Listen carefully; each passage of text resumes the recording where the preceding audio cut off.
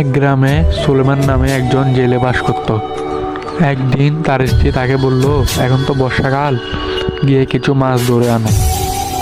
তখন সুলেমান বলল, আচ্ছা ঠিক আছে, এত বক বক করিও না, আমি দেখি খালে গিয়ে কোনো মাছ পাই কিনা।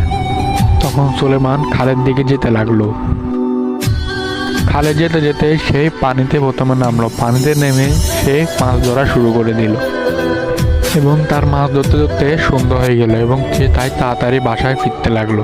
কিন্তু বাসায় ফেরার সময় তার সাথে দেখা হলো এক ভয়াবহ ডাইনির। ডাইনি তখন তাকে বলতে লাগলো, তোর কাছে যতগুলো মাছ আছে সব আমাকে দিয়ে দে, না হলে আমি তোকে মেরে ফেলবো। কিন্তু তখন সুলেমান ডাইনিকে বলতে লাগলো, আমি তোকে একটিও মাছ দেব না। কিন্তু ডাইনি তখন এতে রেগে যায় এবং সুলেমানকে একটি ছুরিয়াঘাতে মেরে ফেলে।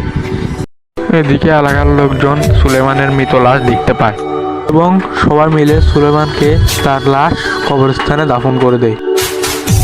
এবং একজন গিয়ে বলতে থাকে, আপনার স্বামীকে একটি ডাইনি মেরে ফেলেছে, তাকে কবরস্থানে দাফন করে দেওয়া হয়েছে। এটা শুনে সুলেমানের স্ত্রী কান্না করতে শুরু করে দেয় এবং তার মনে জ্বলে ওঠে প্রতিশোধের আগুন এবং সে নিয়ে নিজে বলতে থাকে, আমি এই ডাইনিকে একদিন না একদিন মারবই।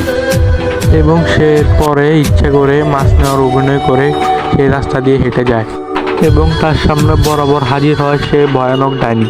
এবং ডাইনি কিছুক্ষণ তার দিকে চেয়ে থাকে এবং তাকে বলে, তোর কাছে যতগুলো মাছ আছে সবগুলো মাছ আমাকে দিয়ে দে। তখন সুলেমানের বউ বলে, তুই মাছ খাবি? এটা বলে সে ডাইনিকে লাথি মারতে শুরু করে। প্রথমে ডাইনি সামনের দিকে পড়ে যায়, এবার সুলেমানের স্ত্রী তাকে ঘুষি মারতে শুরু করে। এবার ডাইনি এবার পিছনের দিকে পড়ে যায় এবং এতে ডাইনি খুব রেগে যায় এবং আবারও একটি ছুরির আঘাতে সুলেমানের স্ত্রীকে ডাইনি মেরে ফেলে।